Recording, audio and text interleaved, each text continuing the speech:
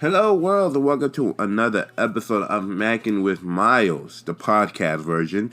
If you guys don't know, the Black with Miles radio show now will only be heard on freshesradio.com Sundays at 4 p.m. They also got repeats, so you got to go on freshesfm.com or freshesradio.com to find out the schedule. But every new episode is Sunday at 4 p.m.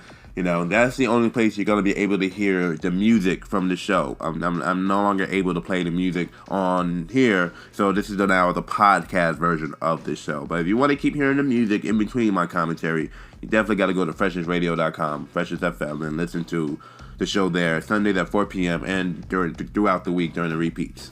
So, it's been one crazy week after another, and it's just not stopping. So, if you haven't heard the news, Megan Thee Stalion was shot last week. And, you know, everything was okay at first when the story got out. But, you know, now there's a whole nother story that Tory Lanz allegedly shot Megan while she was trying to leave the vehicle. Is that true? I don't know. You know, right now, you know, the police are saying that, you know, Tony fired shots from within the vehicle while Megan was outside trying to leave. You know, well, a source told Page 6 the New York Post, you know. And basically just saying this is a case of a man physically harming and abusing women.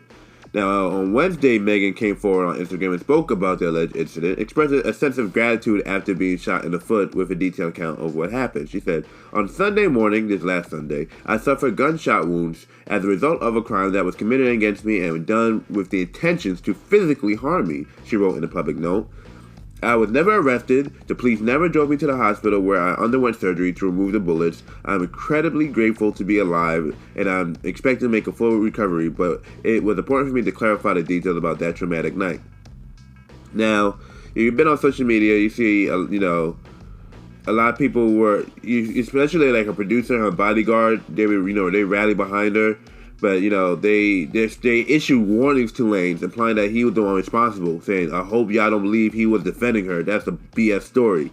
You know, if you know me, you know her well enough. Not only do you know I wasn't physically present on Sunday morning or Sunday morning events, but you know why, added her bodyguard in the Instagram story. You know, Lanz was released on Thursday morning, posting a $35,000 bail. $35,000 bail. Let's just say that again, just to make sure y'all understood that. And, you know, the cops found a gun in his car. You know, they didn't say that's why he got arrested for shooting Megan, but basically, you know, he got arrested for a concealed weapon.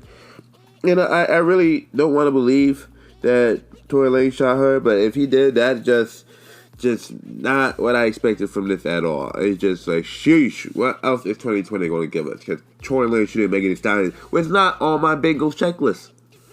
You know what I found interesting?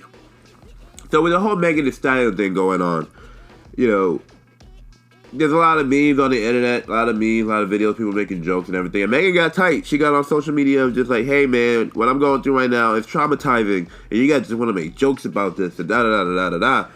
And then what I thought interesting is, you know, this week, Nick Cannon lost his job with Viacom. And I didn't see one meme or skit around that. It just made me wonder, like, okay, what do people take serious, or people take firing seriously, but they won't take getting shot seriously? Is that what it is? Or is it because what Nick Cannon said on the show got fired for, people don't think it's funny, and that's why they're not making jokes? I don't know. I saw the interview. You know, the first time I heard the interview is a little bit right after the word started getting around that Nick Cannon was getting fired from Viacom.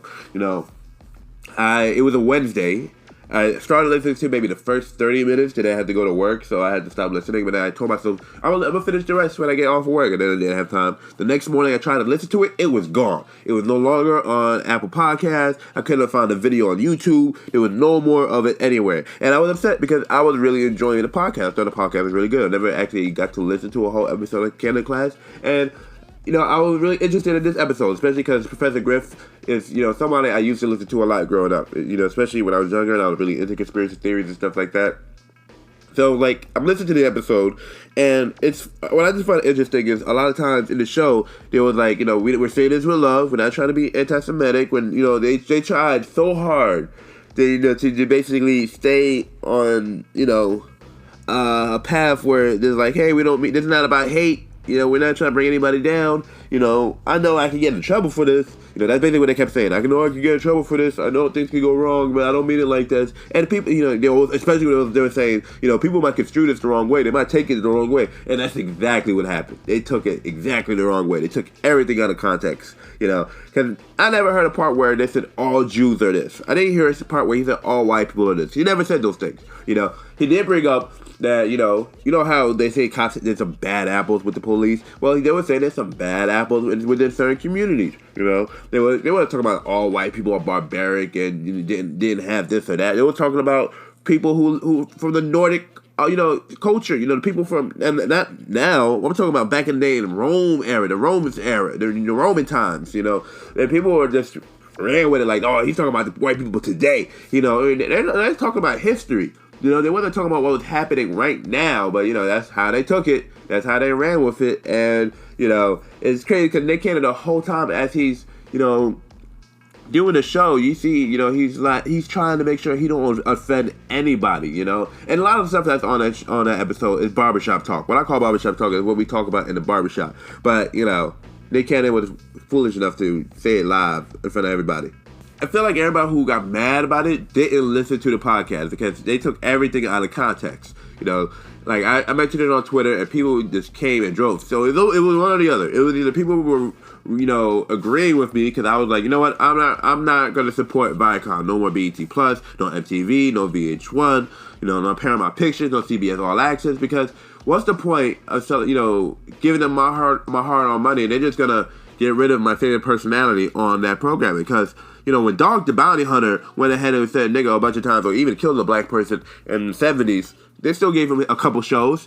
Hulk Hogan went on a racist rant. I still see him on WWE. Don Imus was calling people nappy-headed hoes, and they gave him a different radio show. You know what I mean? So it's just like, y'all pick and choose who y'all get upset about. And one thing I did see is like, you really can't say nothing about the Jewish community because they will show they show their power. They were like, talk about one of us, we're gonna make an example out of you. So we need that in our own culture. Like something happens to a black person anywhere, we need to be able to shut them down. We need to be able to fire them. And that's why I'm like, people always have this saying like, oh, black people can be racist too, and black people, they have power too. And I'm like, well, anytime, we haven't even got the guys the police officer that killed Breonna Taylor.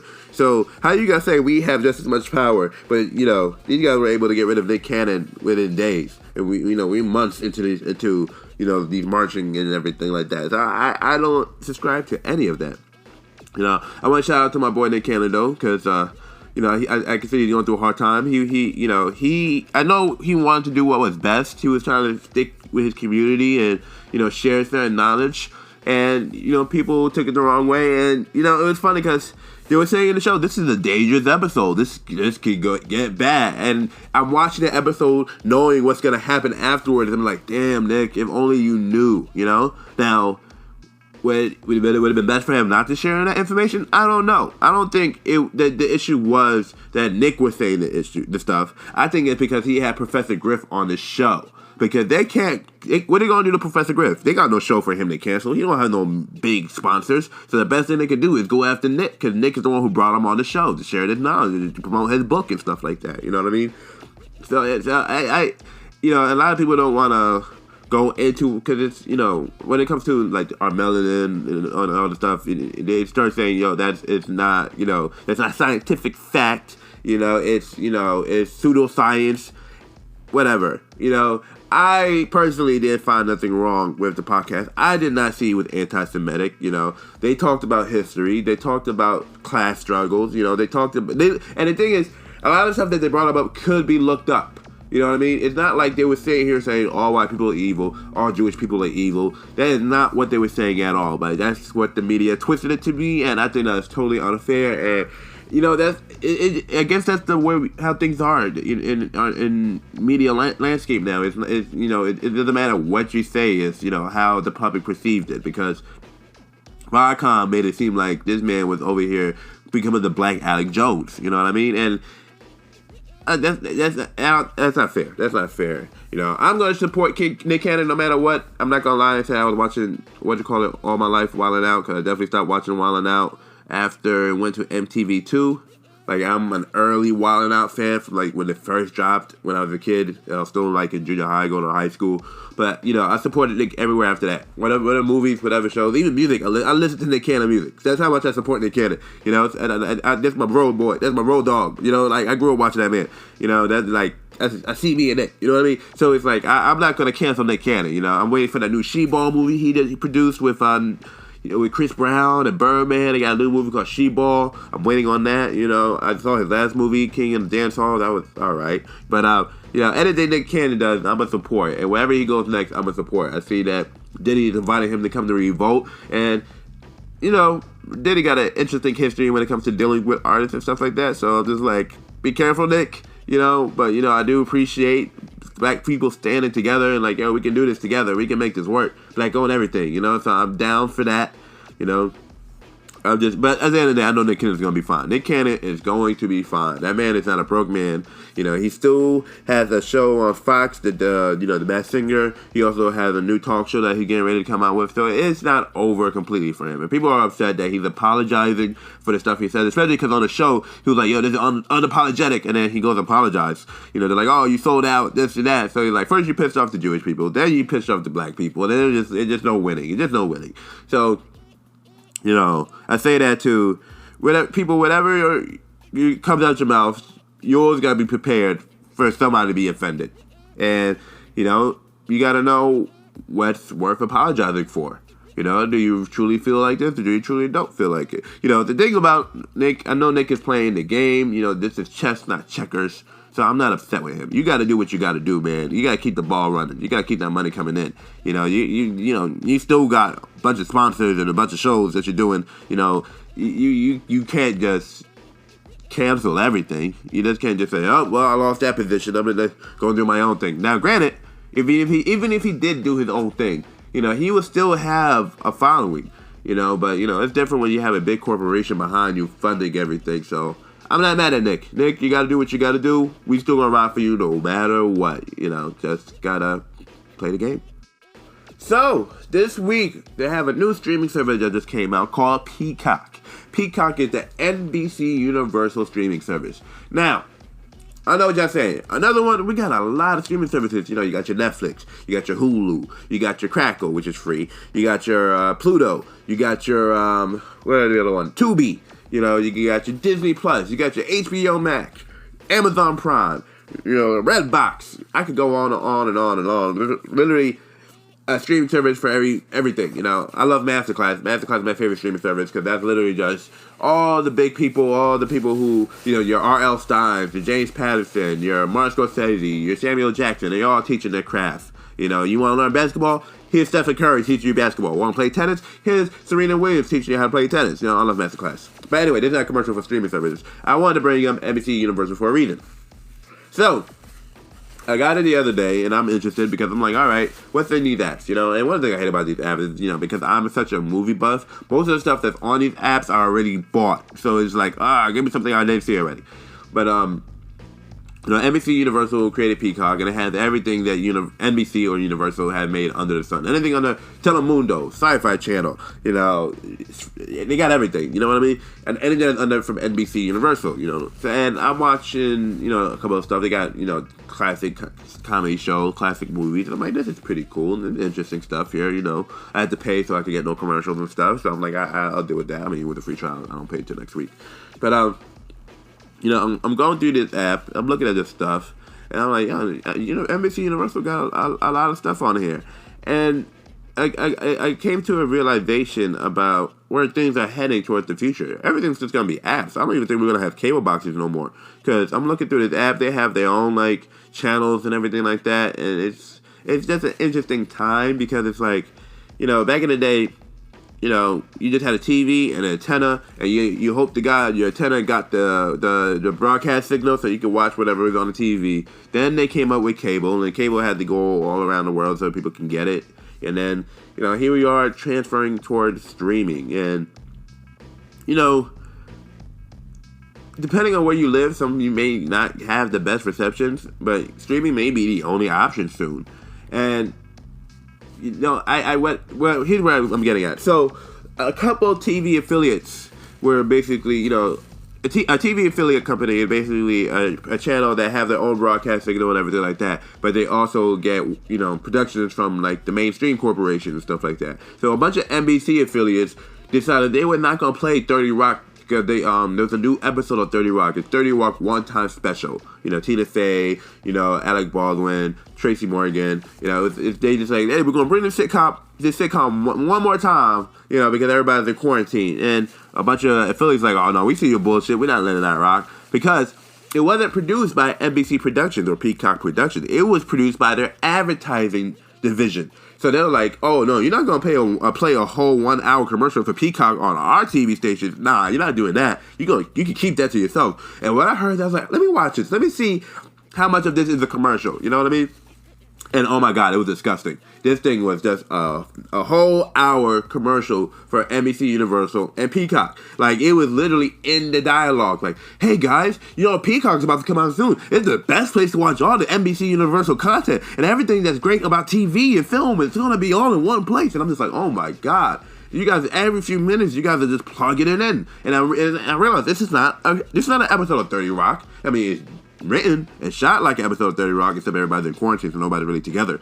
But it's really just a commercial featuring the 30 Rock cast. That's all it was. And I'm sitting here like, I can't believe they got away with this. Like, I mean, granted, you're playing it on your channel, you can do whatever you want. But it's just like, whoa, this is just it was just disgusting. It's like, you guys are just gonna just sit here and just sell all day, and the way that they were just kissing advertisers' ass, like, hey guys, you can come to Peacock and you can show your ads to your your consumer base on our app. Why even bother with TV anymore? So I can understand why all these NBC affiliates were like, we want no parts of this. You're not playing this 30 Rock special on our channel because you're basically telling our audience to go to stream and don't watch TV no more. And I can tell you this now. If you just open an NBC streaming app, there's a chance that, the Peacock app, there's a chance that you probably don't have to watch TV no more because they have so much content on there that you wouldn't have to watch anything. So I can see why these guys were getting upset because it was just disgusting, just nasty.